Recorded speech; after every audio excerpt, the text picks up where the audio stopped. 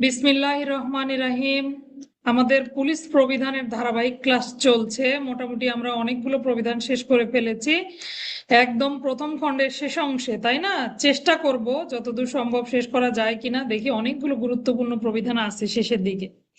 তো এই প্রথম খণ্ডের শেষ দিকে অনেকের, যাদের দুইটা বই তারা প্রথম খণ্ড দ্বিতীয় খণ্ড পাবেন, যাদের একটা বই, অনেকের আবার প্রবিধানের একটা খণ্ডই আছে, তারা আবার মিলবে না। তো যাই হোক না কেন, প্রথম খণ্ড গাজী শামসুর রহমান স্যারের বইয়ের যে প্রথম খণ্ডের শেষের দিকে, এদিকে কিছু গুরুত্বপূর্ণ প্রবিধান আছে।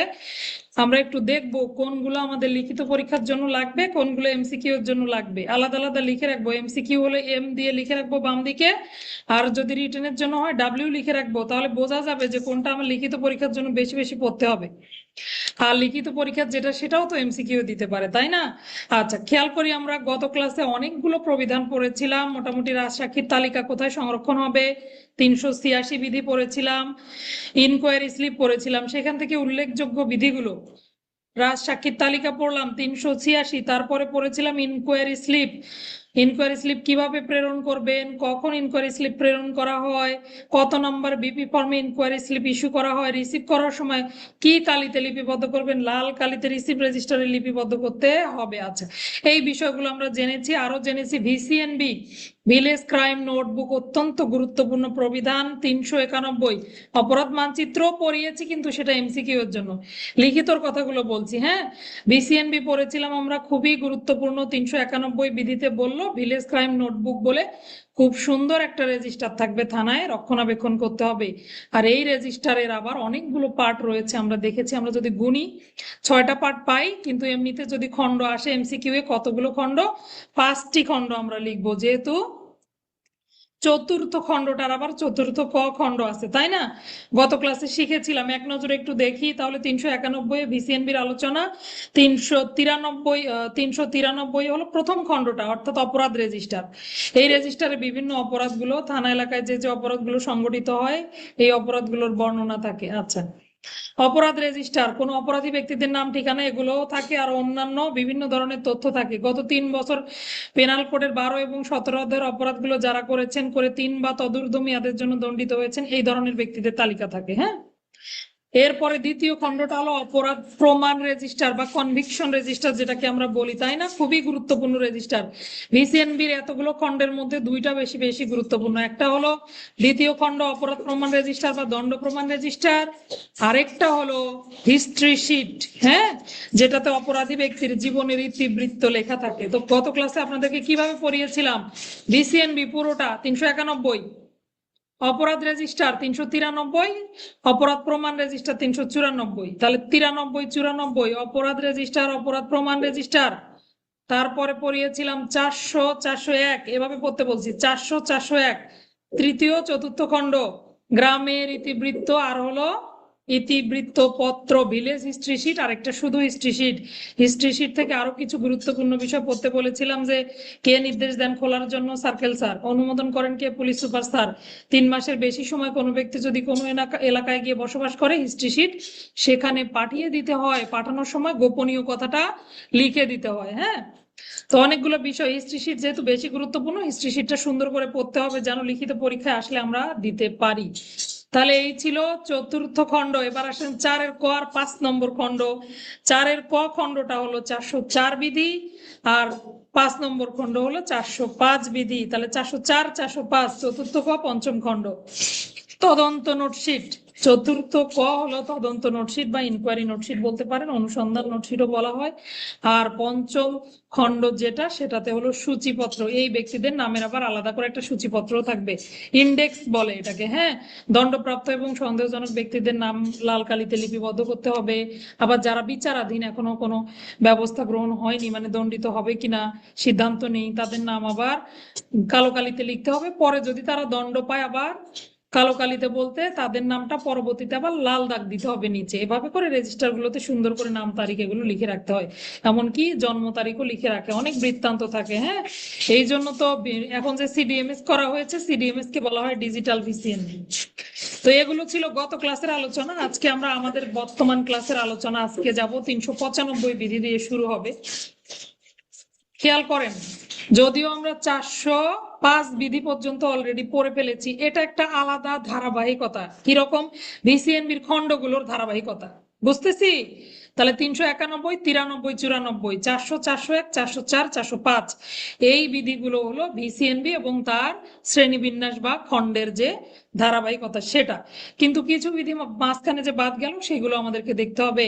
তার মধ্যে সর্বপ্রথম হলো 395 বিধি, খুবই গুরুত্বপূর্ণ একটা বিধি, পুলিশ রেজিস্টার্ড বা পিআর বন্দি বা পিআর বন্দীদের সম্পর্কে থানায় তথ্য প্রেরণ। আচ্ছা, এই পিআর সম্পর্কে আপনারা অনেকগুলো বিধি পাবেন। 501 এখানে পাবেন যে কোন কোন বন্দীদের ফিঙ্গারপ্রিন্ট নেওয়া হয়। সবাই কিন্তু পিআর বন্দি হয় না, কিছু অভ্যাসগত চোর ডাকাত দস্যু এরকম ব্যক্তি থাকে যাদের কাজই হলো অভ্যাসগত অপরাধ করা। আবার আপনারা পেনাল কোডের 75 ধারায় পড়েছেন না, বর্ধিত দণ্ড দেওয়ার সময় 12 এবং 17 অধ্যায়ের অপরাধগুলো করে। তো এই অপরাধ করে বারবার এই অপরাধগুলো করতে থাকে, এই ধরনের অপরাধীদের পিআর করা হয়। পিআর কথাটার ফুল ফর্ম হচ্ছে পুলিশ রেজিস্টার্ড। তাহলে পুলিশের রেজিস্ট্রিভুক্ত, পুলিশের নজরে থাকতে পারে, নজরাধীন ব্যক্তি হতে পারে, হিস্ট্রি শিটে যাদের সম্পর্কে তথ্য লিপিবদ্ধ করা হয়েছে এরকম ব্যক্তি হতে পারে, দণ্ড প্রমাণ রেজিস্টারে নাম লেখা হয়েছে, অলরেডি তার বিরুদ্ধে দণ্ড প্রমাণিত হয়েছে, তিনি জেল হাজত বাস করছেন, এরকম ব্যক্তি হতে পারে। বুঝতে পারলাম কোন ব্যক্তিদেরকে পিআর ব্যক্তি বলা হয় বা পিআর বন্দি বলা হয়। তাহলে যারা দণ্ডপ্রাপ্ত হলো অভ্যাসগত চোর ডাকাত দস্যু এইরকম অপরাধী, মোট কথা অভ্যাসগত অপরাধী যারা পুলিশের রেজিস্টার্ড ভুক্ত হয়, অর্থাৎ যাদের ফিঙ্গারপ্রিন্ট সংরক্ষণ করা হয় দীর্ঘদিনের জন্য, একই অপরাধ বারবার করে করে করে দণ্ডিত হয়, এই ধরনের অপরাধীদেরকে বলা হয় পিআর অপরাধী। বা যখন তাদেরকে পুলিশের অন্তর্ভুক্ত করা হয়, আলাদা একটা রেজিস্টারের অন্তর্ভুক্ত করা হয়, তখন এটাকে বলে পিআর বন্দি অথবা পুলিশ রেজিস্টার্ড। আচ্ছা, তাহলে বুঝলাম আমরা পিআর জিনিসটা কি। এখানে 395 হলো শুধু তথ্য প্রেরণের কথা বলেছে, তথ্য প্রেরণ তার মানে তারা দণ্ডিত ব্যক্তি, এরকম ব্যক্তি যারা দণ্ড অলরেডি দাগি আসামি, তাই না? দাগি বলতে পারি যেহেতু পুলিশের রেজিস্টারে তাদের নাম রয়েছে। তো এই দাগি আসামি সম্পর্কে থানায় তথ্য দিতে হবে। তাহলে এর আগেও কিন্তু অনেকগুলো কথা আছে, আপনারা 501(2), 517 এই প্রবিধানগুলো সব না পড়া পর্যন্ত এই পিআর এর বিষয়টা পরিষ্কার হবে না। তো আপাতত এইটুকু ধারণা দেই, যখন কোনো অপরাধীদেরকে জেল হাজতে পাঠানো হয়, ওখান থেকে তারা মুক্তি পায়, এই ধরনের অপরাধী যাদের নাম বললাম, তারা যখন মুক্তি পায়, মুক্তি পাওয়ার আগে থানার ভারপ্রাপ্ত কর্মকর্তাকে একটা স্লিপ পাঠিয়ে দেওয়া হয়, একটা নোটিশ পাঠানো হয় যে আপনার এলাকার এই অভ্যাসগত অপরাধী, আপনার এলাকার এই দাগী ব্যক্তি জেল থেকে ছাড়া পাচ্ছে। আগে এভাবে থানার ভারপ্রাপ্ত কর্মকর্তাকে অবগত করতে হয়, তখন তিনি আবার তার যে রেজিস্টার গুলো রয়েছে সেখানে আবার লাল কালিতে বিষয়টা অন্তর্ভুক্ত করেন যে ওই পিআর বন্দিটা ছাড়া পেয়ে আবার থানা এলাকায় প্রবেশ করছে। কেন এগুলো করা হয়? অপরাধ দমন, আইন শৃঙ্খলা রক্ষা, প্রবণতা রোধে। আচ্ছা, হ্যাঁ বুঝলাম, একটু সামান্য হলেও তো বুঝলাম। তাহলে বুঝলাম পিআর বন্দি কারা, দাগী আসামি কাদেরকে করা হয়। এবার আসেন কে এই তথ্যটা দিবে। আচ্ছা, পুলিশ সুপার বরাবর কিন্তু কোর্ট অফিসার একটা চিঠি পাঠায়, হ্যাঁ, যে ওই অপরাধী ব্যক্তি যারা দণ্ডিত হলো, আবার জেল হাজতখানার যে কারাগারের ভারপ্রাপ্ত অফিসার তিনিও পাঠাতে পারেন। এভাবে করে পুলিশ সুপার তথ্যটা পান, পাওয়ার পরে এই পুলিশ সুপার স্যার ওসি স্যারকে অবগত করেন। তাহলে দেখেন ব্যাপারটা ভিন্ন, তাই না? সাধারণত সবগুলো ব্যাপার থানার ভারপ্রাপ্ত কর্মকর্তা এসপি স্যারকে জানান। পিআর বন্দীদের ক্ষেত্রে একটু ভিন্ন কথা বলা হয়েছে। থানার সীমানায় বসবাসকারী যে সকল দাগী আসামি রয়েছে এবং যাদেরকে পিআর ভুক্ত করা হয়েছে, পিআর করা হয়েছে যাদের, তাদের সম্পর্কে পুলিশ সুপার ওই থানাতে তথ্য পাঠাবেন, মানে ওই থানায় বসবাস করে ওই থানার ওসিকে তথ্য পাঠাবেন। থানার ভারপ্রাপ্ত কর্মকর্তা ভিসিএনবিতে লাল কালি দ্বারা এটা আবার লিখে রাখবেন এফ পি। এফ তে হলো ফিঙ্গার, পি তে হলো প্রিন্ট, অর্থাৎ তাদের ফিঙ্গারপ্রিন্ট অলরেডি পুলিশ রেজিস্টার্ড হয়েছে, এই সংক্রান্তে ভিসিএনবিতে টুকে রাখবেন। বুঝতে পারলাম ঘটনা।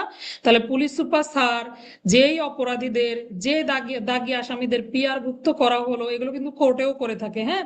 তো কোর্টেও তাদের ফিঙ্গারপ্রিন্ট নিতে পারে, আবার হাজতখানায়ও কিন্তু নিতে পারে। আমরা দেখবো যে জেল হাজতেও এগুলো পাঠানোর পূর্বেও অনেক সময় গ্রহণ করা হয়ে থাকে। না গ্রহণ করলে ওই হাজত বরাবর বা কারাগার বরাবর চিঠি লিখে ওখানেও নেয় অনেক সময়। তো দেখেন পুলিশ সুপার স্যার এই ব্যক্তিদের সম্পর্কে তথ্য থানার ভারপ্রাপ্ত কর্মকর্তাকে অবগত করবেন। তিনি কি করবেন? তার ভিসিএনবি রেজিস্টারে লাল কালি দ্বারা এফপি লিখে রাখবেন পাশে, হ্যাঁ। এবার আসেন দণ্ড রেজিস্টারটা আছে না, দণ্ড রেজিস্টারেও এটা অবশ্যই কি করতে হবে? লিখে রাখতে হবে, দণ্ড রেজিস্টারেও অন্তর্ভুক্ত করতে হবে, বা ওই ব্যক্তি যেহেতু দণ্ডিত হয়ে আসছেন তাহলে এটা দণ্ড তালিকায় তার নামটা অন্তর্ভুক্ত করতে হবে। এবং তার যে ফিঙ্গারপ্রিন্ট নেওয়া হয়েছে কোর্ট অফিসারও কি করবেন, কোর্ট অফিসার থানার অফিসারদেরকেও জানিয়ে দিবেন। তাহলে শুধুমাত্র পুলিশ সুপার স্যারই জানান না, কোর্ট অফিসারেরও দায়িত্ব, তিনিও জানিয়ে দেন। এই হলো 395 পিআর বন্দীদের সম্পর্কে তথ্য প্রেরণ। এসপি স্যার ওসি স্যারকে পাঠাবেন।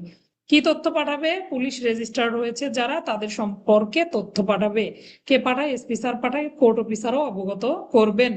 তাহলে বুঝতে পারলাম একটু। আচ্ছা, এরপরে আমরা 396 বিধিতে যাব। 396 বিধিতে বলা আছে দণ্ড তালিকা প্রেরণ, দণ্ড তালিকা বা অন্যান্য তালিকা প্রেরণ। মূলত এই তালিকাটা কে কখন পাঠাবে, কার নিকটে প্রেরণ করবে, কোন ব্যক্তিদের ক্ষেত্রে প্রেরণ করবে। দেখেন, অনেক অপরাধী থাকে না, দীর্ঘদিন ধরে অভ্যাসগত অপরাধী, মনে করেন আমার থানা এলাকায় বসবাস করে, আমি থানার ভারপ্রাপ্ত কর্মকর্তা, হঠাৎ করে থাকতে থাকতে সে থানা এলাকা থেকে উধাও হয়ে গেল, ঠিকানা পরিবর্তন করে ফেললো, অন্য কোনো খোঁজ নিয়ে জানা গেল সে অন্য থানা এলাকায় বসবাস করতে শুরু করেছে।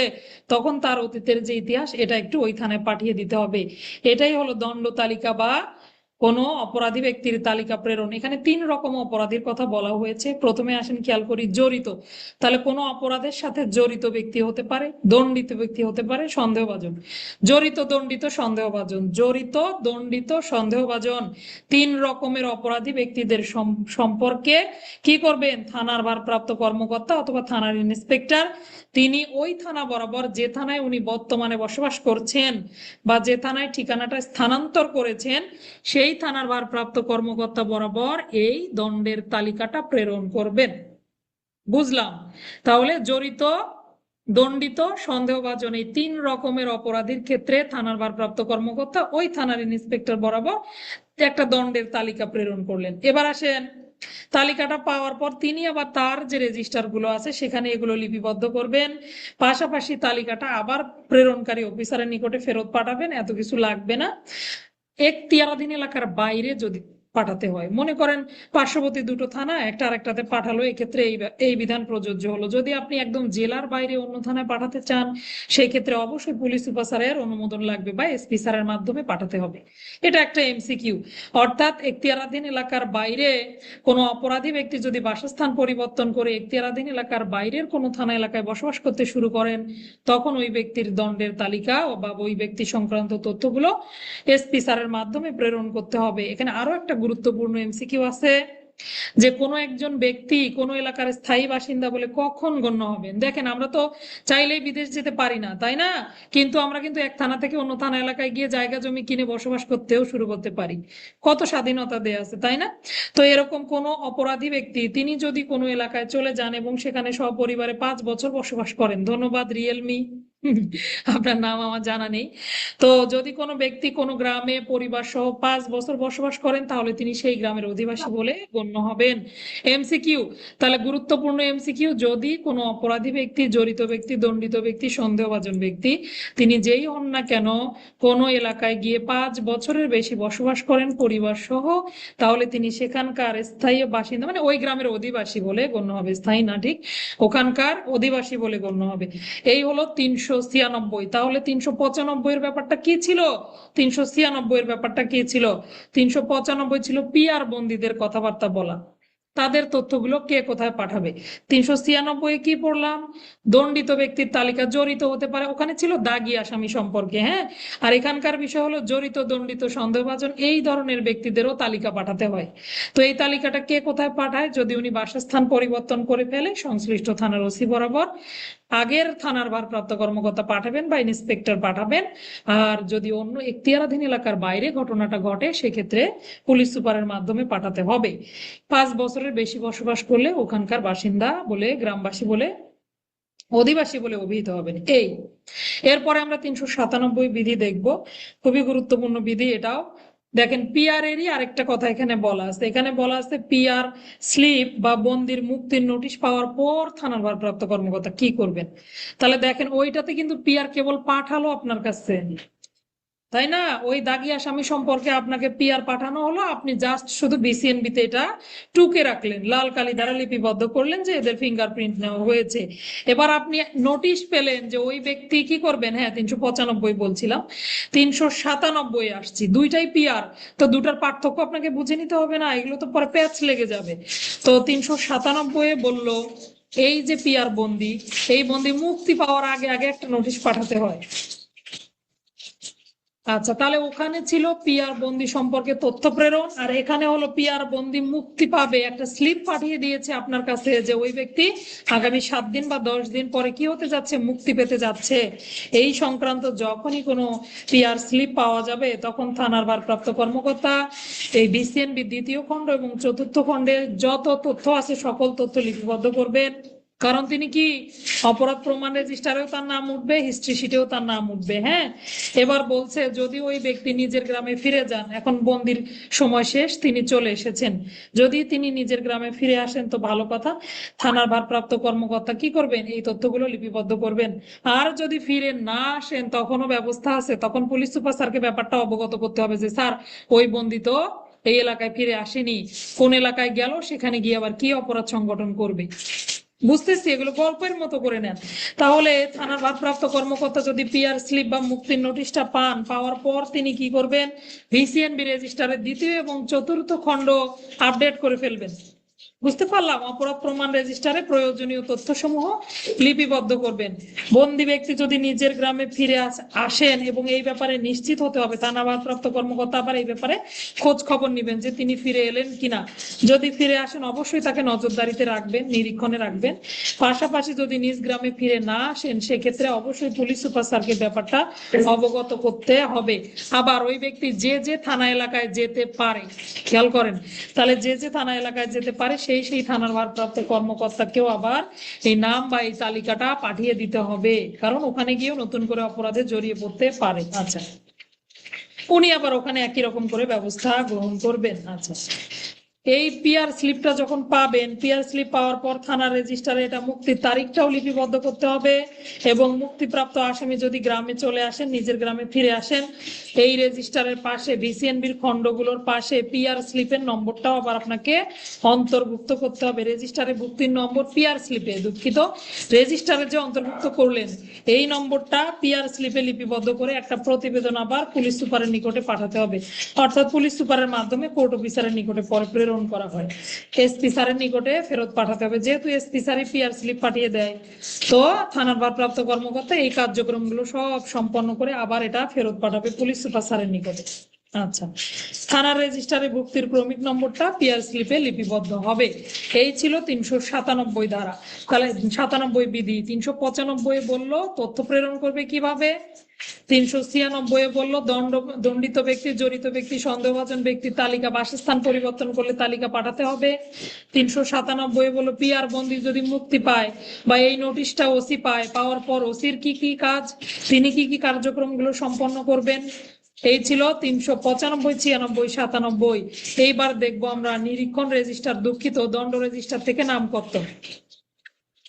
আচ্ছা, বিসিএনবির কততম খণ্ড হলো দণ্ড রেজিস্টার, দ্বিতীয় খণ্ড, তাই তো?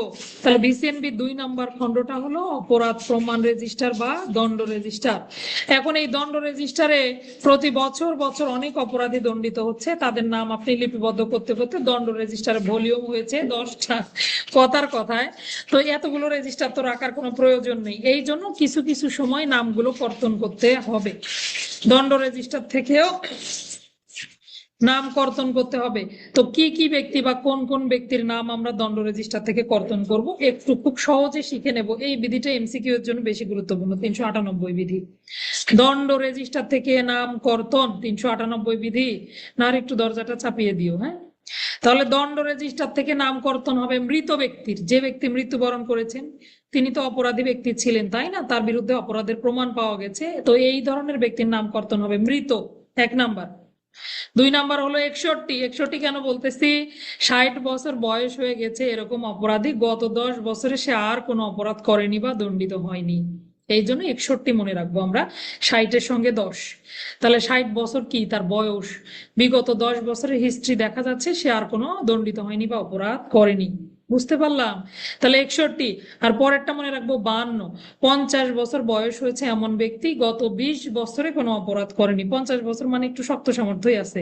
তখন তার হিস্ট্রি কতদিন দেখবেন? 20 বছর পর্যন্ত দেখতে হবে যে না, সে গত 20 বছরে আর কোনো অপরাধ করেনি। এখন এই দণ্ড রেজিস্টার থেকে তার নামটা কেটে দেয়া যায়।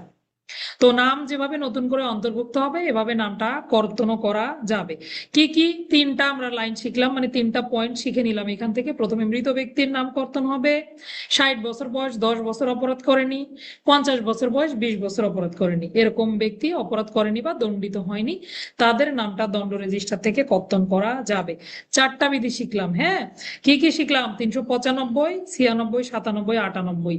95 এবং 97 দুটোই হলো পিআর সম্পর্কিত তথ্য। 96 দণ্ডিত ব্যক্তির তালিকা কিভাবে প্রেরণ করবেন, আর 98 শিখলাম এই অপরাধ প্রমাণ রেজিস্টার অথবা ভিসিএনবি দ্বিতীয় খণ্ড থেকে কোন কোন ব্যক্তিদের নামটা কর্তন হবে। আশা করি পড়াগুলো বোঝা যাচ্ছে। হ্যাঁ, এরপরে আমরা 399 বিধিতে যাব। 399টা ওইভাবে লাগে না, শুধু এই যে গোয়েন্দা তথ্য 1 ফেব্রুয়ারিতে পাঠাতে হয়, এই লাইনটা একটু দাগিয়ে রাখেন। গোয়েন্দা বিশেষ অপরাধ গোয়েন্দা তথ্য সংস্থার যে বাতিলকৃত নামের তালিকা, সেটা কিভাবে প্রেরণ করতে হয়? সমগ্র থানার একটি সমন্বিত তালিকা 1 ফেব্রুয়ারির পূর্বেই থানার এই তালিকা এএসপি সার্কেলের মাধ্যমে প্রেরণ করতে হয়। বাদ দেন। আচ্ছা, 409 বিধিতে যাব, গুরুত্বপূর্ণ লিখিত পরীক্ষার জন্য। 409, তাহলে থানার এটা বিশেষ করে সাব ইন্সপেক্টর পরীক্ষার জন্য বেশি গুরুত্বপূর্ণ। হ্যাঁ, থানার ক্যাশ রেজিস্টার বা থানার অর্থের রক্ষণাবেক্ষণ সংক্রান্ত নিয়মাবলী আলোচনা করুন। থানার ক্যাশ রেজিস্টার 409 বিধি সর্বপ্রথম শিখে নেই। ক্যাশ রেজিস্টার যদি কাকে বলে আসে, সংজ্ঞাটা আমরা এভাবে লিখবো: ছোটখাটো বিচার বিভাগীয় জরিমানা, এখান থেকে যে অর্থ আদায় হয়, আদায়কৃত অর্থ, চোরাই সম্পত্তি, চোরাই উদ্ধার যে সম্পত্তি, অথবা বিভিন্ন খাত থেকে যে অর্থগুলো আসে, এই অর্থগুলো একটা রেজিস্টার অথবা একটা সরকারি দলিলে লিপিবদ্ধ করা হয় এবং রক্ষণাবেক্ষণ করা হয়। এই হিসাব নিকেশগুলো কোনো একটা রেজিস্টার অনুযায়ী রক্ষণাবেক্ষণ করা হয়। এই রেজিস্টারটাকে বলে থানার ক্যাশ রেজিস্টার বা নগদান হিসাব রেজিস্টার। তাহলে থানার নগদান হিসাব অথবা থানার ক্যাশ রেজিস্টার কাকে বলে, এভাবে আমরা সংজ্ঞাটা লিখবো। আরো সুন্দর করে লিখতে চাইলে লিখতে পারেন: বিপি ফর্ম নাম্বার 85 মূলে 2 কপিতে 2 অনুলিপিতে এই রেজিস্টারটি রক্ষণাবেক্ষণ করা হয়। তাহলে মোটামুটি বুঝতে পারলাম বিভিন্ন দিক থেকে যে টাকা পয়সাগুলো আসে, অর্থগুলো আসে, এগুলো থানার ভারপ্রাপ্ত কর্মকর্তা একটা রেজিস্টারে লিপিবদ্ধ করবেন, এটাকেই বলা হবে থানার ক্যাশ রেজিস্টার। জিডিতে আমরা লিখি না ক্যাশ রেজিস্টার, ক্যাশ অফিসারের নিকটে সবকিছু জমা আছে। হ্যাঁ, আচ্ছা, তাহলে আসেন এই যে রেজিস্টার, এখানে কিভাবে অর্থগুলো আসবে। বিভিন্ন জায়গা থেকে যে অর্থগুলো হতে পারে, উদ্ধার সম্পত্তি অথবা যে কোনো সরকারি কোনো জরিমানার যে অর্থ, এগুলো এখানে থাকতে পারে। এই অর্থগুলো সঠিকভাবে লিপিবদ্ধ করতে হবে। লিপিবদ্ধ না করলে এই তার জন্য দণ্ডের ব্যবস্থা রয়েছে। আবার রসিদের মাধ্যমে যে ব্যক্তি টাকাগুলো জমা দিল, যে সংস্থা থেকে টাকাগুলো জমা হলো, তাদেরকে একটা রসিদ দিতে হবে, প্রমাণ থাকবে। যেমন ধরেন কল্যাণের টাকাগুলো আমরা যখন জমা দিই, তখন কি আমাদেরকে রিজার্ভ অফিস একটা সিগনেচার দেয় না যে বুঝিয়ে পাইলাম? এই যে আপনাকে একটা রসিদ দিল, ভাউচার দিয়ে দিল আপনাকে যে আপনার টাকাটা জমা হয়েছে। যে ব্যক্তি বা অফিসারের নিকট থেকে টাকাগুলো নেওয়া হবে, তাদেরকে একটা 39 নম্বর ফর্মে একটা রসিদ দিতে হবে, চেকের রসিদ প্রদান করতে হবে। সকল ভাউচার যেগুলো পাওয়া গেল সেগুলোতে মাসিক ক্রমিক নাম্বার দিতে হবে এবং এগুলো বান্ডিল আকারে মাস মাস মাস করে বান্ডিল আকারে সুন্দর করে সংরক্ষণ করতে হবে বা সাজিয়ে রাখতে হবে। এবার আসেন চেক যেগুলো পাওয়া যাবে, যদি চেকের মাধ্যমে অর্থ দেয়, বিভিন্ন সময় আসে অনেক খাত থেকে অর্থ আসে। হ্যাঁ, তো এই চেক যেটা পাওয়া গেল, থানার ভারপ্রাপ্ত কর্মকর্তার স্বাক্ষর অবশ্যই থাকবে, তিনি নিজে স্বাক্ষর করবেন এবং নিজ হাতে ক্যাশ রেজিস্টারটা রক্ষণাবেক্ষণ করবেন। কোনো কারণে তিনি অনুপস্থিত থাকলে এএসআই থেকে তদূর্ধ্ব, এএসআই নিম্নে নন। বুঝতে পারলাম? তাহলে থানার ভারপ্রাপ্ত কর্মকর্তা কোনো কারণে অনুপস্থিত থাকলে এএসআই এর নিম্নে নন এমন পদমর্যাদার কর্মকর্তা এই নগদ রেজিস্টার রক্ষণাবেক্ষণ করবেন বা স্বাক্ষর প্রদান করতে পারবেন। প্রত্যেক মাসের শেষে মাসব্যাপী যে মূল ফর্ম, এগুলো ওসি স্যার কোর্ট অফিসারের নিকটে প্রেরণ করবেন, অর্থাৎ কোর্ট অফিসারের মাধ্যম হয়ে পুলিশ অফিসে যাবে। হ্যাঁ, কোর্ট অফিসারের মাধ্যমে পুলিশ অফিসারের নিকটে পাঠাবেন, একটা অনুলিপি থানায় রাখবেন। ওই যে 2 কপি রেজিস্টার, মানে 2 কপি 2 অনুলিপিতে সংরক্ষণ করা হবে, একটা নিজে রাখবেন, একটা প্রেরণ করে দিবেন। এবার আসেন নগদ অর্থগুলো আপনি 2 মাসের বেশি রাখতে পারবেন না। যদি 2 মাসের বেশি রাখেন, থানার ভারপ্রাপ্ত কর্মকর্তার জবাবদিহিতা আছে, তাই না? সব কাজে অ্যাকাউন্টেবিলিটি আছে আমাদের। আচ্ছা, যখন নগদ রেজিস্টার বা এই টাকা পয়সা 2 মাসের বেশি বেশি রাখবে, যদি কোনো কারণে যুক্তিসঙ্গত কারণ থাকে থানার ভারপ্রাপ্ত কর্মকর্তা এই বিলম্বের কারণটাও পুলিশ সুপার স্যারকে ব্যাখ্যা করবেন। এই হলো নগদ রেজিস্টার সম্পর্কে। যদি আসে থানার নগদ রেজিস্টার কিভাবে রক্ষণাবেক্ষণ করা হয়, নিয়মাবলী আলোচনা করুন। আশা করি কয়েকবার একটু রিডিং করলে আপনারা লিখতে পারবেন। তাহলে মোটামুটি বিষয়টা বুঝলাম। 409 বিধি, পিপি ফর্ম নাম্বার 85 মূলে 2 অনুলিপিতে বিভিন্ন খাত থেকে প্রাপ্ত অর্থগুলো যে রেজিস্টার মূলে রক্ষণাবেক্ষণ করা হয় সেই রেজিস্টারকে বলা হয় থানার ক্যাশ রেজিস্টার বা নগদান হিসাব রেজিস্টার। সাধারণত থানার ভারপ্রাপ্ত কর্মকর্তা নিজে এটি রক্ষণাবেক্ষণ করেন, তবে তার অনুপস্থিতিতে একজন এএসআই কেও দায়িত্ব দেওয়া যেতে পারে। এএসআই থেকে তদূর্ধ্ব পদমর্যাদার অফিসারকে দায়িত্ব দেওয়া যেতে পারে। যে খাত থেকে টাকাগুলো আসবে তাদেরকে রসিদ দিতে হবে। পাশাপাশি চেকের উপরে থানার ভারপ্রাপ্ত কর্মকর্তা স্বাক্ষর করবেন। 2 মাসের বেশি অর্থ একত্রে জমা করা যাবে না। বিলম্বে প্রদান করলে অবশ্যই কারণ ব্যাখ্যা করতে হবে। এই তো লেখা যাবে না, 4-5 লাইন তো এমনি লিখে দেওয়া যাবে। 416-তে যাবো আমরা, কোর্ট ইন্সপেক্টরের দায়িত্ব। একটু রিডিং করে নিবেন কোর্ট ইন্সপেক্টর কি কি দায়িত্ব পালন করে। অনেক দায়িত্ব কোর্ট ইন্সপেক্টরের। হ্যাঁ, কোর্ট ইন্সপেক্টর অনেক দায়িত্ব, 2 পাতা দায়িত্ব আছে। একটু রিডিং করে নিলে আমরা আশা করি যে 5-7 লাইন এমনিতেও আপনি লিখতে পারবেন। কোর্টে যারা চাকরি করেছেন তাদের তো আর বাস্তব অভিজ্ঞতা আছে। তাহলে 416-তে বলেছে কোর্ট পুলিশ ইন্সপেক্টরের দায়িত্ব কর্তব্য। 417-তে কোর্টের সাব ইন্সপেক্টর বা কোর্টের এসআই এর দায়িত্ব, সিএসআই বলি আমরা, তাই না? কোর্টের এসআই এর দায়িত্ব মামলা পরিচালনা থেকে অন্যান্য বিভিন্ন কার্যক্রম পরিচালনা করেন। ইন্সপেক্টর না থাকলে তারও দায়িত্ব পালন করেন ইত্যাদি। এরপরে এএসআই এর কর্তব্য দেখেন। এএসআই এর দায়িত্ব কর্তব্য, এএসআই কি করবেন? তার প্রথম এবং প্রধান দায়িত্ব হলো সাব ইন্সপেক্টরকে সাহায্য করা। আমরা পড়েছিলাম না, মনে আছে? 207 বিধি। তো একইভাবে দেখেন, কোর্টে দায়িত্বে থাকাকালীন 420 বিধি মোতাবেক পিআর এবং মালখানা রেজিস্টার ছাড়া অন্য রেজিস্টার গুলো একজন এএসআই রক্ষণাবেক্ষণ করতে পারবেন। তাহলে 420 থেকে গুরুত্বপূর্ণ বিষয় হলো একজন এএসআই কোর্টের দায়িত্বে থাকাকালীন কোন রেজিস্টার গুলো রক্ষণাবেক্ষণ করতে পারেন না? পিআর এবং মালখানা রেজিস্টার। ঠিক আছে, এরপরে যাব, তবে পুলিশ সুপার স্যার যদি অনুমতি দেয় পিআর রেজিস্টারটা আবার রক্ষণাবেক্ষণ করতে পারবেন। তাহলে পুলিশ সুপার অনুমোদন দিলে পরে পিআর রেজিস্টার রক্ষণাবেক্ষণ করতে পারবেন। 430 বিধি যাব, কি কি বিধিগুলো পড়লাম একটু কিন্তু সাথে সাথে মনে রাখার চেষ্টা করব। তাহলে 395 থেকে 98, এটা তো সিরিয়ালি পড়লাম। তারপরে গেলাম 409, মাঝখানে এগুলো বাদ দিলাম কেন? ভিসিএনবির অংশ আমরা আলাদা করে পড়েছি, তাই না? 409 পড়লাম। 416-17 দাগিয়ে রাখেন। 416-17, 420। তাহলে এখানে 416-17-20 ইন্সপেক্টর সাব ইন্সপেক্টর এএসআই এর দায়িত্ব কর্তব্য কোর্টে থাকাকালীন। 430-এ যাব। 430-এ বলা হয়েছে গ্যাং মামলার ক্ষেত্রে কে মামলাগুলো পরিচালনা করবেন। তাহলে দেখেন, গ্যাং মামলা 400-401 পেনাল কোডের যে মামলাগুলো আমরা দেখি, এই মামলাগুলো ম্যাজিস্ট্রেট কোর্টেই হোক আর সেশন কোর্ট হোক। সেশন কোর্ট মানে কি? দায়রা আদালত। তো ম্যাজিস্ট্রেট আদালতেই হোক বা দায়রা আদালতেই হোক, এই মামলাগুলো পরিচালনা করবেন একজন সরকারি অ্যাডভোকেট বা সরকারি উকিল। বুঝতে পারলাম? একই কথা একই রকম একটু ভিন্ন আঙ্গিকে বলা রয়েছে। 11-26 প্রবিধান একটু বের করে দেখে নেন এক নজর। 11-26 প্রবিধানে বলেছে এই গ্যাং মামলাগুলোর ইনভেস্টিগেশন করবে সিআইডি। তাহলে গ্যাং মামলাগুলোর তদন্ত করবেন কে? সিআইডি। কত প্রবিধান? 11-26। গ্যাং মামলা পরিচালনা করেন কে? সরকারি অ্যাডভোকেট। কত প্রবিধান? 430। তাহলে দুটো প্রবিধান শিখে ফেললাম, দুটো এমসিকিউ শিখে ফেললাম। 430 গ্যাং মামলা পরিচালনা করবেন সরকারি অ্যাডভোকেট। 426 তদন্ত করবে সিআইডি। আচ্ছা, এরপরে আমরা 435 দেখবো। 279, 435 এভাবে পড়ি না আমরা? মিথ্যা মামলা প্রবিধান 279, 435 বিধি। তাহলে 279-তে বলেছে মিথ্যা মামলা করার ক্ষেত্রে পদ্ধতি। 435-এ তাহলে কি বললো? একই কথা বলেছে, মিথ্যা মামলার ক্ষেত্রে কি ব্যবস্থা গ্রহণ করা যাবে। মানে 279-তে হলো মিথ্যা তুচ্ছ বিরক্তিকর মামলা দায়ের করলে ওই ব্যক্তিদের বিরুদ্ধে মিথ্যা মামলা দায়েরের জন্য ব্যবস্থা নেওয়া যাবে। আর পদ্ধতিটা বলা হয়েছে 435-এ ব্যবস্থা নিবেন। 229-এ পদ্ধতি হলো 435-এ।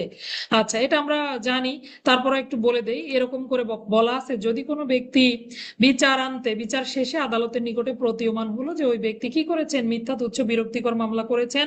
আমরা সকালের ক্লাসে পড়লাম, এখন ওই ব্যক্তির বিরুদ্ধে ব্যবস্থা বাধ্যতামূলক করেছে সিআরপিসি সেকশন 250, তাই না? 250 সেকশন অনুযায়ী ওই ব্যক্তির বিরুদ্ধে কিন্তু ব্যবস্থা গ্রহণ বাধ্যতামূলক, তাই না? তো তার আগে দেখে আসি প্রবিধানে কি নিয়ম করেছে। প্রবিধানে আবার বলেছে, যদি আদালত বুঝতেই পারে যে কোনো ব্যক্তি মিথ্যা মামলা করলো, তখন আদালত ওই ব্যক্তিকে একটু জিজ্ঞাসাবাদ করবে, তাকে সময় দিবে, কারণ দর্শাবে, বলবে আপনি কেন তার বিরুদ্ধে মিথ্যা মামলা করলেন বলেন। এই যে কারণ দর্শানোর একটু সুযোগ দিবে, দেওয়ার পর যদি দেখে তিনি সদুত্তর করতে পারছেন না বা তার উপযুক্ততা নাই, ভিত্তিহীন তার জবাব, সেক্ষেত্রে ম্যাজিস্ট্রেট তার বিরুদ্ধে ব্যবস্থা গ্রহণ করতে পারবেন। ওই যে 204 ধারায় সমন পরোয়ানা ইস্যু থেকে শুরু করে অন্যান্য আইনানুগ ব্যবস্থা, এমনকি দণ্ডও প্রদান করতে পারবেন, তাই না? সকালের ক্লাসে আমরা শিখেছি, ওইদিকে আর যাবো না, দেরি হয়ে যাবে। তাহলে দেখেন 435, 279 মিথ্যা মামলা। মিথ্যা মামলার ক্ষেত্রে পদ্ধতি, বিধিগুলো একসাথে পড়ে ফেলবো, তা না হলে আপনারা মনে রাখতে পারবেন না। তাহলে মিথ্যা মামলা প্রবিধান কত? 279, 435। মিথ্যা মামলা নারী শিশু কত? 17 ধারা।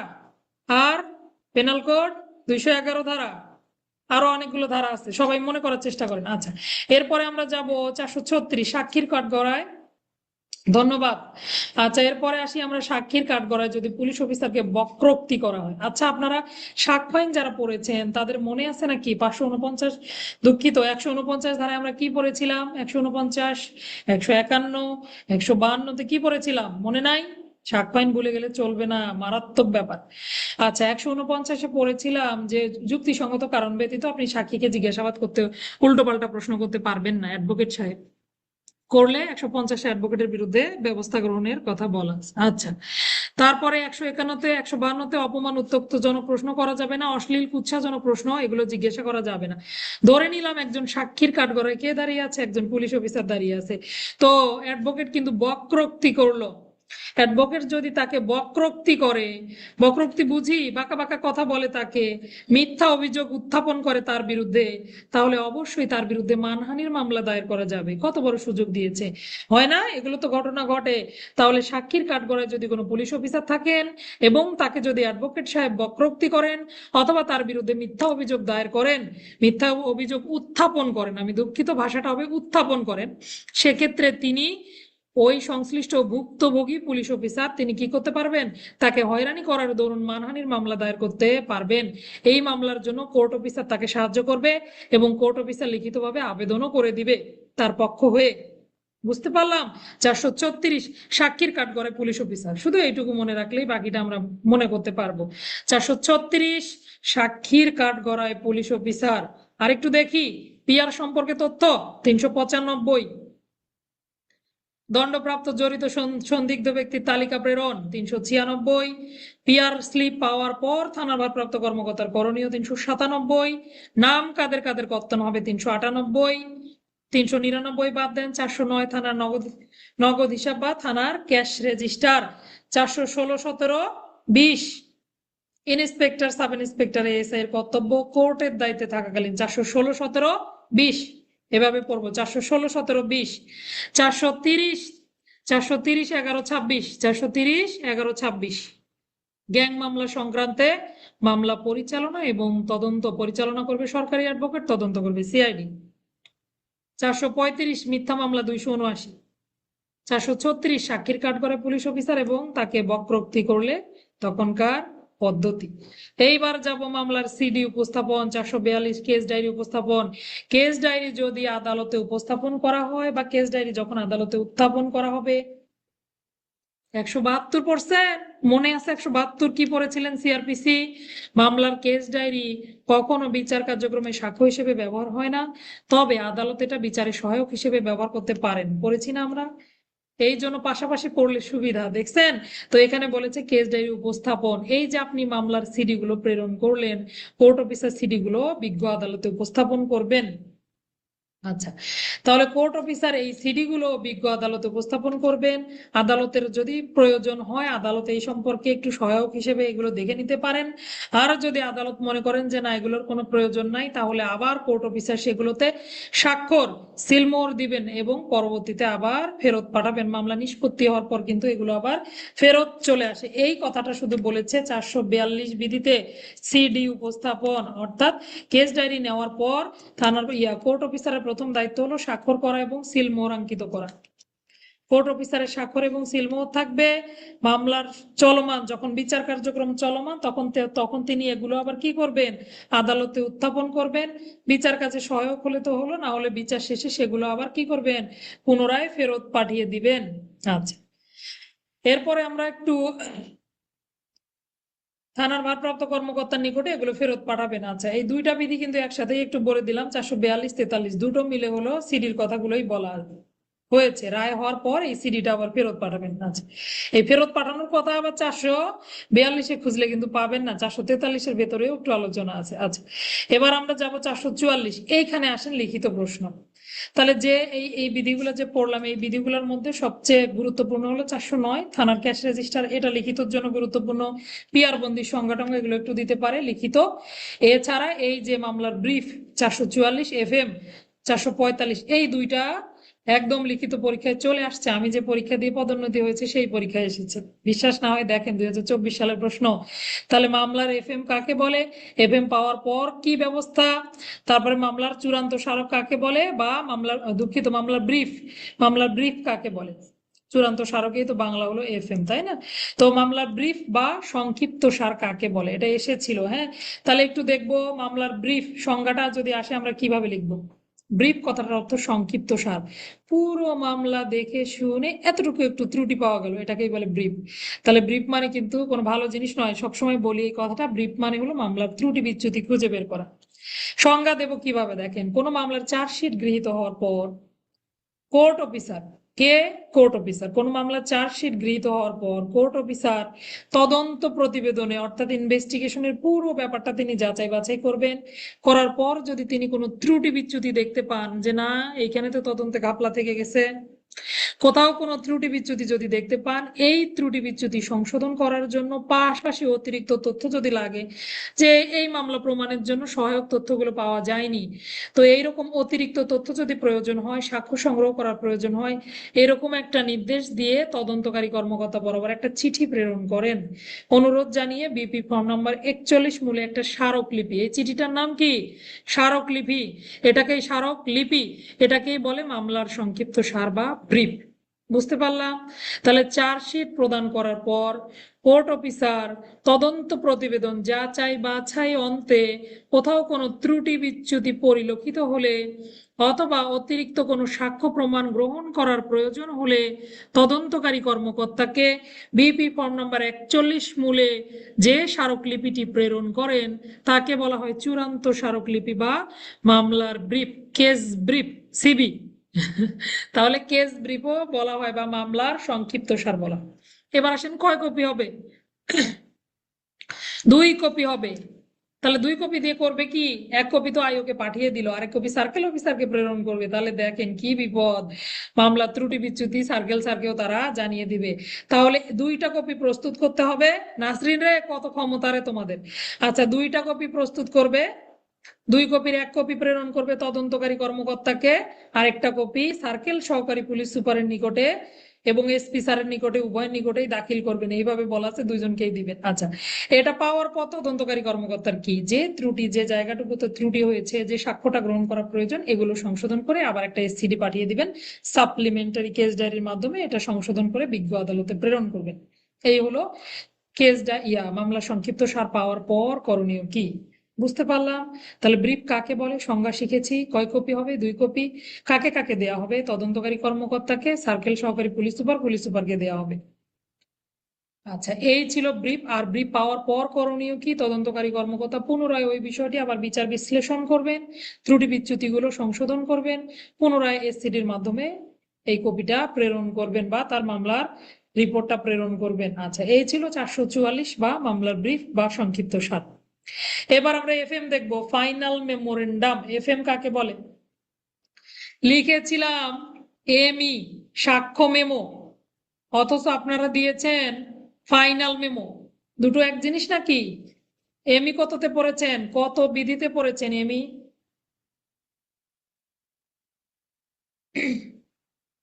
এমই আমরা কত বিধিতে পড়েছি একটু লেখেন না ভাই, লেখেন একটু। যাক, বাকিরা টাইপ করার সময়ই পায় না।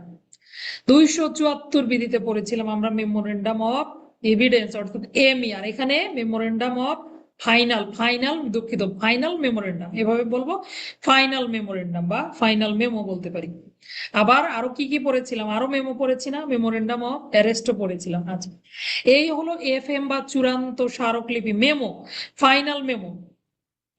এই যে চূড়ান্ত স্মারকলিপি মূলত মামলার ফলাফল কি, মামলার ফলাফল জানিয়ে কোর্ট অফিসার থানার ভারপ্রাপ্ত কর্মকর্তাকে যে চিঠিটা প্রেরণ করেন সেটাকেই এফএম বা চূড়ান্ত স্মারক বা ফাইনাল মেমো বলা হয়। বুঝেছি? প্রথমে আসেন যে মামলাগুলো এফআইআর ভুক্ত হয়েছে, নন এফআইআর মামলার ক্ষেত্রে কিন্তু নয়। হ্যাঁ, তো নন এফআইআর ব্যতীত অন্যান্য যে মামলাগুলো নিষ্পত্তি হলো, এই মামলা নিষ্পত্তি হওয়ার পর court officer BP form number 88 মূলে, এই দুইটা বিপি ফর্ম কষ্ট হলেও একটু পড়ে নিয়েন, তাহলে কেস ব্রিফ হলো 41 আর এফএম হলো বিপি ফর্ম নাম্বার 88। এই বিপি ফর্ম নাম্বার 88 মোতাবেক মামলার ফলাফল জানিয়ে থানার ভারপ্রাপ্ত কর্মকর্তা বরাবর যে চিঠিটা প্রেরণ করেন সেটাকে বলা হয় এফএম বা চূড়ান্ত, বাংলাটাই কঠিন, চূড়ান্ত স্মারকলিপি বা ফাইনাল মেমো। কয় কপি হবে ফাইনাল মেমো? 3 copy 4 copy. তাহলে কয় কপি হতে পারে? 3 কপি 4 কপি। কেন এভাবে বলছি? নর্মালি 3 কপি হবে, যেমন আপনারা এসআর মামলার সিডি পড়েছিলেন 3 কপি হয়, তাই না? নর্মালি সিডি 2 কপি হবে, গুরুত্বপূর্ণ মামলার ক্ষেত্রে 53 বিধিতে দেখেছিলাম 3 কপি হবে। একইভাবে সাধারণত নর্মালি এফএম 3 কপি হবে সম্পত্তি সংক্রান্ত যে অপরাধগুলো পেনাল কোডে আমরা দেখি। হ্যাঁ, তো এই সম্পত্তি সংক্রান্ত অপরাধের মামলায় যদি আসামি সাজাপ্রাপ্ত হয় সেক্ষেত্রে আবার 4 কপি প্রস্তুত করতে হয়। হ্যাঁ, এটা একটু ব্যতিক্রম, জেনে রাখবো। নর্মালি এফএম 3 কপি হবে, কিন্তু সম্পত্তি সংক্রান্ত মামলায় যদি অপরাধী ব্যক্তি দণ্ডিত হন সেক্ষেত্রে 4 কপি করতে হবে। এবার আসেন কপিগুলো দেখি একটু কোথায় কোথায় যায়। মূল কপি পুলিশ সুপারের নিকটে পাঠাতে হবে, একটা কপি যাবে ওসি স্যারের নিকটে, একটা কপি যাবে সার্কেল স্যারের নিকটে, আবার একটা অফিস কপি তো কোর্ট অফিসারের নিকটে থাকবেই, তাই না? কষ্ট হচ্ছে আমি জানি আপনাদের এগুলো নিতে, তারপরে একটু নেন। তো এমসিকিউ গুলো কোনোভাবে বাদ দিতে পারেন, মানে পরীক্ষার আগে আগে এক নজর দেখে নিলেন, কিন্তু এগুলো লিখিত, এগুলো পড়তেই হবে। হ্যাঁ, তাহলে ফাইনাল মেমো বুঝতে পারলাম আমরা এফএম বা চূড়ান্ত স্মারক বলতে বোঝানো হয়েছে কোনো মামলা চূড়ান্তভাবে নিষ্পত্তির পর কোর্ট অফিসার কি করেন, থানার ভারপ্রাপ্ত কর্মকর্তা বরাবর চিঠি প্রেরণ করেন। 3 কপি হবে সাজাপ্রাপ্ত সম্পত্তি সংক্রান্ত অপরাধের ক্ষেত্রে, সাজাপ্রাপ্ত অপরাধীদের ক্ষেত্রে 4 কপি হবে। এফএম এর এই কপিগুলো কোথায় কোথায় যাবে? মূল কপি পুলিশ সুপারের নিকটে, একটা কপি থানার ভারপ্রাপ্ত কর্মকর্তা, একটা কপি সার্কেল স্যারের নিকটে প্রেরণ করতে হবে। আচ্ছা, এই এফএম পাওয়ার পর বা ফাইনাল মেমো পাওয়ার পর সিদ্ধান্ত হবে কোনো অপরাধীকে নিরীক্ষণে রাখবেন কি রাখবেন না থানার ভারপ্রাপ্ত কর্মকর্তা। আমরা আবার দেখবো বিচারাধীন বন্দীদের শ্রেণী বিভাগ, আবার দেখবো পিআর বন্দী শ্রেণী বিভাগ, বহু রকম বন্দী শ্রেণী বিভাগ আছে, তাই না? তো পিআর বন্দী শ্রেণী বিভাগে দেখবো পিআর, পিআরটি 565 এরকম শ্রেণী বিভাগ করা হয়। তো তাদের ক্ষেত্রে হিস্ট্রি শিট খোলা হবে কিনা, এই সিদ্ধান্তগুলো ফাইনাল মেমো আসার পর থানার ভারপ্রাপ্ত কর্মকর্তা এই সিদ্ধান্ত গ্রহণ করবেন। আসামি যদি খালাস পেয়ে থাকে বা ডিসচার্জ হয়ে থাকে তাহলেও সেটা এফএম এর উপরে লিখে রাখতে হবে। এফএম এত বড় রেজিস্টার, হ্যাঁ, অনেক কিছু লেখা থাকে। যদিও এফএম আসে কিন্তু ছোট্ট একটা পাতলা একটা এফএম, একটা চূড়ান্ত স্মারক আসে, কিন্তু রেজিস্টার অনেক বড়, রেজিস্টারে এফএমটা মেনটেন করতে হয়। আচ্ছা, দণ্ড প্রদানের সময় যেসব মামলার পরিসমাপ্তি ঘটে কোর্ট অফিসার এফএম এর অপর পৃষ্ঠায় আসামির বর্ণনাগুলো লিপিবদ্ধ করবেন। তাদের নাম বিসিএনবি 2য় খণ্ডে তুলে রাখতে হবে। ওই যে অপরাধ প্রমাণ হয়ে গেল, এই জন্য আপনাকে দণ্ড রেজিস্টারে লিখতে হবে। আরো কি কি বলেছে দেখেন, 12 অধ্যায় এবং 17 অধ্যায়ের অপরাধ, এই যে দণ্ডবিধির 12 অধ্যায় এবং 17 অধ্যায় অপরাধ অর্থাৎ মুদ্রা এবং স্ট্যাম্প সম্পর্কিত যে অপরাধ, 378 থেকে 462 ক পর্যন্ত যে অপরাধগুলো হয়, চুরি ডাকাতি দস্যুতা অপরাধমূলক অনধিকার প্রবেশ ইত্যাদি, এই অপরাধগুলোর ক্ষেত্রে যদি অভিযুক্ত ব্যক্তির আসল নাম ঠিকানা পাওয়া না যায় তাহলে চূড়ান্ত স্মারকে লাল কালি দ্বারা লিপিবদ্ধ করে রাখতে হবে, আর না হলে কালো কালি। নাম ঠিকানা পেলেন কালো কালি, নাম ঠিকানা না পেলে লাল কালি। কোথায়? এফএম রেজিস্টারে এটা এভাবে লিপিবদ্ধ করতে হবে। আমি এফএম রেজিস্টার লিখেছিলাম তাই একটু জানি আর কি। এরপরে আসেন মামলা ব্যর্থ হওয়ার কারণে, মামলা ব্যর্থ হয়ে যায় অথবা চার্জশিট দিয়েছেন কিন্তু কি হয়নি, মামলায় কনভিক্টেড হলো না, সেক্ষেত্রেও চূড়ান্ত স্মারকলিপিতে এটা আবার যেহেতু মামলার ফলাফল এটাও আবার লিখে রাখতে হবে। রেলওয়ে মামলার ক্ষেত্রে রেলওয়ে পুলিশ সুপারের নিকটে পাঠাতে হবে, দরকার নাই। এবার আমরা যাব 459 ধারায়, 459 বিধি, দুঃখিত ধারা চলে আসে 459 গুরুত্বপূর্ণ বিধি একটু দেখে নেই। রাজসাক্ষী সংক্রান্ত কতগুলো বিধি? মোটামুটি প্রবিধানে 4টা বিধি পাবেন আপনারা। রাজসাক্ষী সংক্রান্ত বিধি সমূহ কি কি? প্রথমে পেয়েছি 386 রাজসাক্ষীর তালিকা, মনে আছে? 386 বিধি পেয়েছিলাম আমরা রাজসাক্ষীর তালিকা। তারপরে দেখলাম এটা 459-এ রাজসাক্ষীকে ক্ষমা প্রদর্শন করা হয়। 337 ধারা পড়বো না আমরা, আগামীকালকে সকালে ইনশাল্লাহ পড়বো, মানে পরের ক্লাসে সকালে, কালকে তো শুক্রবার। তো শুক্রবারের দিনটা একটু বন্ধ, সবাই বন্ধ থাকেন আর কি, ভালো দিন। তাহলে 459-এ যে দেখবো আমরা যে 337 ধারার অধীনে যখন রাজসাক্ষীকে ক্ষমার প্রস্তাব করা হয়, এই প্রস্তাবগুলো কে দেয়, এই প্রস্তাবগুলো কে দেয় এইটা দেখতে পাবো আমরা। এই বিধানটা আলোচনা করা হয়েছে 459-এ। 386-তে কি পড়ে এসেছিলাম, তালিকা। এরপরে আবার দেখবো রাজসাক্ষীদের হাতের আঙ্গুলের ছাপটাবে এগুলো নেওয়ার পদ্ধতিও আলোচিত হয়েছে। অর্থাৎ 386, 386, 486, 496, 459, 386, 486, 496 এভাবে পড়লে মনে থাকবে ভালো। 386, 486, 496, তাহলে 100 পরে গিয়ে আবার 86, 386, 486, 496। আর এই রাজসাক্ষী যখন হতে চাবে বা ক্ষমার প্রস্তাব করা হবে, সেই পদ্ধতি হলো 459 বিধিতে। আর যদি এভাবে মনে রাখতে পারেন 386, 459, 486, 496, তাহলে তো আরো ভালো। 459, 86, 96, 459, 86, 96 এভাবে মনে রাখবো আমরা। হ্যাঁ, অনেকবার করে বললাম যাতে আপনাদের পড়তে সুবিধা হয়। তাহলে বুঝলাম আমরা কোর্ট অফিসার কর্তৃক রাজসাক্ষীকে ক্ষমা প্রদর্শন এবং তাদেরকে জেরার অনুমতি চেয়ে ম্যাজিস্ট্রেটের নিকটে কোর্ট অফিসার কি করতে পারবেন, আবেদন করতে পারবেন। তাহলে মোটামুটি রাজসাক্ষীকে ক্ষমা প্রদর্শন করবেন কে, আমরা দেখবো প্রথম শ্রেণীর ম্যাজিস্ট্রেট বা মেট্রোপলিটন ম্যাজিস্ট্রেট। 337-এ বলা আছে দায়ের আদালত কর্তৃক বিচারযোগ্য মামলা, 10 বছরের অধিক অপরাধে দণ্ডযোগ্য অপরাধ। আবার অনেকগুলো ধারা দেয়া আছে পেনাল কোডের, এই ধারা অনুযায়ী দণ্ডিত যে অপরাধ, এগুলোর ক্ষেত্রে সাধারণত রাজসাক্ষী ঘোষণা করা হয়ে থাকে। বা কোনো মামলায় কোনো সুরাহা বা সিদ্ধান্তে পৌঁছানো যাচ্ছে না, তখন কিন্তু তাদের মধ্য থেকেই 10 জনকে খালাস দেওয়াচ্ছে, একজনকে খালাস দিয়ে 9 জনকে দণ্ডিত করা ভালো, তাই কিনা, যেন বাদী ন্যায় বিচার পায়। এই ধারণা থেকে কিন্তু রাজসাক্ষীর উৎপত্তি। তো দেখেন এই যে ক্ষমার প্রস্তাব দিবে, এই ওখানে কিন্তু ওভাবে বলা নাই যে কে ক্ষমার প্রস্তাব করবে, আবেদনটা করবে কে, আবেদন করবে পুলিশ অফিসার। কত বিধি মোতাবেক, 459 বিধি মোতাবেক। আশা করি বুঝতে পেরেছেন। একটু এক নজর দেখবো কি কি ধারাগুলো আমরা, বিধিগুলো আমরা নিলাম।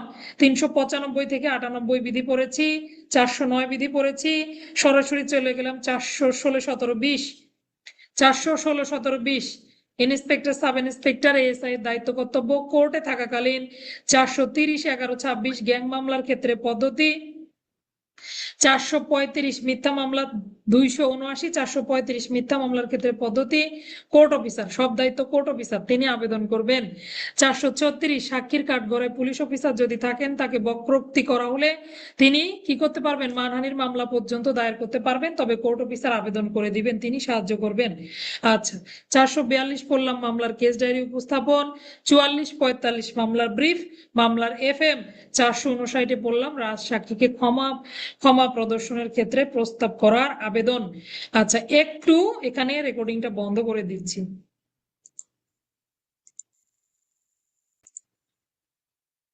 আচ্ছা, তাহলে আজকের ক্লাস এ পর্যন্তই থাকবে। ধন্যবাদ সবাইকে। যে বিধিগুলো পড়লাম অবশ্যই এগুলো একদম বেছে বেছে নেওয়া বিধি, ছেকে ছেকে নেওয়া, এগুলো বাদ দেওয়ার সুযোগ নেই।